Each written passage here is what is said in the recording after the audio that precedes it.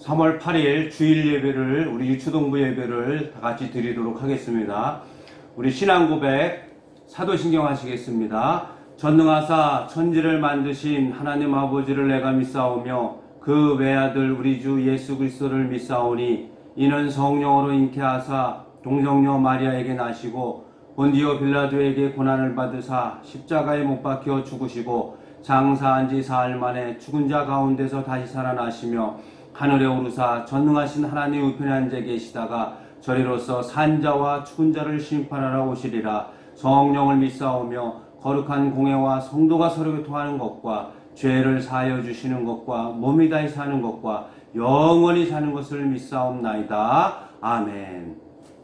오늘 하나님 말씀은 창세기 18장입니다. 창세기 18장 1절 말씀부터 5절 말씀입니다. 창세기 18장 1절 말씀부터 5절 말씀까지 다 찾으셨으면 우리 다 같이 한 목소리로 읽겠습니다. 시작. 여호와께서 마므레의 상수리 나무들이 있는 곳에서 아브라함에게 나타나시니라. 날이 뜨거울 때에 그가 장막문에 앉아 있다가 눈을 들어 본즉 사람 셋이 맞은편에 서 있는지라. 그가 그들을 보자 곧 장막문에서 달려나가 영접하며 몸을 땅에 굽혀 이르되 내 주여 내가 주께 은혜를 입었사오면 원하건대 종을 떠나 지나가지 마시옵고 물을 조금 가져오게 하사 당신들의 발을 씻으시고 나무 아래서 씻소서. 내가 떡을 조금 가져오리니 당신들의 마음을 상쾌하게 하신 후에 지나가소서. 당신들이 종에게 오셨음이니이다. 그들이 이르되 내 말대로 그리하라. 아멘. 오늘 말씀의 제목은 나그네를 대접한 아브라함이라는 말씀으로 우리 같이 말씀을 나누고자 합니다. 여러분, 우리가 계속 말씀 봐왔듯이 믿음의 조상은 누구라고 했습니까? 그렇죠. 아브라함이라고 그랬죠. 믿음의 조상은 아브라함입니다. 아브라함은 나이 75세에 하나님께서 부르셨어요. 그랬을 때 아브라함은 모든 것을 버리고 하나님의 말씀을 쫓아서 떠나갔습니다. 그리고 아브라함은 하나님 말씀에 순종하는 믿음의 사람이 되었습니다. 그래서 아브라함을 믿음의 조상이라고 합니다. 그리고 가다가 바로왕에게 아내를 누이라고 속여서 아내를 빼앗길 뻔했어요. 그때 하나님께서 지켜주셔서 아내를 다시 찾게 됩니다. 그리고 조카 롯과 함께 와서 같이 부자가 되었을 때 조카 롯과 헤어질 때에는 아브라함은 조카 롯에게 좋은 땅을 양보했습니다. 그리고 아브라함은 믿음을 지키고 하나님이 약속하신 가나안 땅에 그대로 거하면서 살았습니다. 아브라함은 좋은 환경과 또 세상의 좋은 조건들을 보지 아니하고 하나님이 약속하신 그 땅을 사모하며 그곳에 있었다는 것이에요. 그러니까 그는 믿음을 지켰다는 것입니다. 여러분, 세상의 물질과 풍요로움을 쫓아갔던 롯은 마침내 소돔성이 멸망할 때 모든 것을 잃어버리는 그런 사람이 되었습니다. 우리의 신앙은 언제나 이 아브라함처럼 세상의 환경과 조건을 따라가는 것이 아니라 하나님의 말씀을 따라가고 하나님을 믿는 믿음을 지키는 사람이 되어야 하나님 앞에 축복을 받는 것입니다. 오늘 우리 유초동부 어린이들도 하나님 앞에 믿음을 잘 지켜서 세상 따라가지 않고 하나님 말씀을 따라가서 축복을 많이 받는 여러분 되시기를 축복합니다. 오늘 본문의 말씀은 아브라함이 이제 더운 낮에 장막에서 쉬고 있었어요. 장막에서 쉬고 있는데 눈앞에 세 사람의 나그네가 지나가고 있는 겁니다.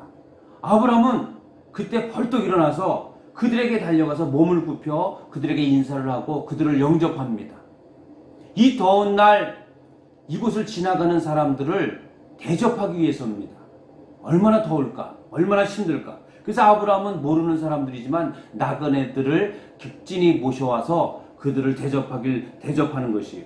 그래서 가장 귀한 음식으로 대접합니다. 우유를 대접하고 또 송아지를 잡아서 송아지 요리를 대접하고 떡을 만들고 해서 가장 귀한 음식으로 그들을 대접했어요. 나중에 보니까 그들은 하나님의 아들과 두 천사였던 것입니다. 아브라함은 몰랐지만 지나가는 나그네를 정성을 다해서 대접한 것이었습니다. 그리고 그들이 이제 아브라함에게 내년 이맘때 아들이 있으리라는 그런 축복을 주시고 또 그들의 하나님의 약속을 받게 됩니다. 아브라함은 지나가는 나그네였지만 그들을 대접하고 그들이 하나님의 사자였었고 그들을 통해서 축복을 받게 된 겁니다. 오늘 여러분 이 말씀을 통해서 우리가 알 수 있는 것은 하나님은 베푸는 사람을 좋아합니다. 하나님은 나눠주는 사람에게 축복을 주십니다. 여러분, 우리 하나님께서는 우리에게 가장 귀한 아들을 주셨습니다. 우리가 죄로 말미암아 죽을 수밖에 없는데 하나님은 아들을 주셔서 우리의 죄를 대신해서 죽게 하시고 우리를 살려주신 거예요. 아들을 주신 겁니다. 아들의 생명을 주신 겁니다. 그리고 우리를 하나님의 자녀로 삼아주셨습니다. 하나님의 자녀가 된 우리에게 하나님이 원하시는 것은 예수님처럼 너희도 나눠주는 사람이 되라고 말씀하시는 거예요. 하나님의 자녀가 된 사람, 정말 예수님을 믿는 사람은 예수님처럼 나눠줄 수 있고 베풀 수 있는 사람이 하나님의 진정한 자녀입니다. 마태복음 25장에 보면 예수님이 이런 말씀하십니다. 우편에 선 천국에 들어가는 사람들에게 이런 말씀하세요. 너희들은 내가 헐벗었을 때 옷을 입혔고 내가 목말라 했을 때 마시게 하였고 내가 배고플 때 너희가 먹을 것을 주었고 내가 아플 때 너희들이 나를 간호해 주었다고 말씀하십니다. 그렇기 때문에 너희는 하늘나라 간다고 천국에 간다고 말씀하십니다. 그러나 이들이 깜짝 놀래요. 아니 예수님, 우리가 언제 예수님을 만났습니까? 그런 말씀을 하셨을 때 주님이 이런 말씀하십니다. 가장 가난하고 소외된 사람 그리고 가장 작은 자에게 한 것이 나에게 한 것이라고 말씀하십니다. 그리고 좌편에 선 사람들에게는 너희들은 천국을 못 간다고 말씀하십니다. 왜 우리가 못 갑니까? 말했을 때 예수님이 이렇게 말씀하십니다. 너희는 내가 헐벗었을 때, 목말라 했을 때, 가난했을 때, 배고플 때 나를 돌보지 아니하였다고 합니다. 우리가 언제 예수님을 만났습니까? 그러자 예수님이 똑같이 말씀하세요. 가장 작은 자에게 안 한 것이 나에게 안 한 것이라고 말합니다. 그래서 여러분 우리가 알 수 있듯이 예수 믿고 천국 가고 정말 예수를 잘 섬기는 사람은 베푸는 사람이에요. 나눠줄 수 있는 사람입니다. 예수님처럼 자기 목숨까지 내어줬듯이 예수님처럼 나의 것을 나눠주고 베푸는 사람이 하나님의 자녀가 되는 것입니다. 여러분, 우리 부모님에게도 여러분들은 베풀 수 있어요. 말 한마디라도 인사 한마디라도 잘하고 부모님 감사합니다. 사랑합니다. 수고하셨습니다. 잘 다녀오세요. 하고 부모님에게도 여러분들이 베풀 수 있습니다. 물 한 잔을 떠다 드리고 부모님이 뭐라고 하면 네 하고 순종하고 말을 잘 듣는 것도 베푸는 겁니다.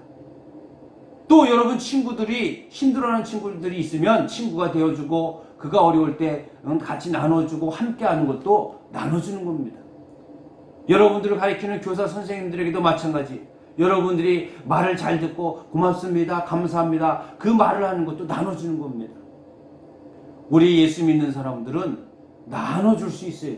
그래서 교회에서 하는 일이 뭡니까? 여러분들이 헌금한 돈을 가지고 이제 교회를 위해서 쓰는데 또 교회만 위해서 쓰는 것이 아니라 선교하고 구제하는 일.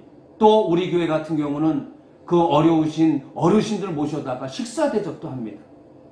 이렇게 나눠주는 사람이 하나님의 진정한 자녀인 것이.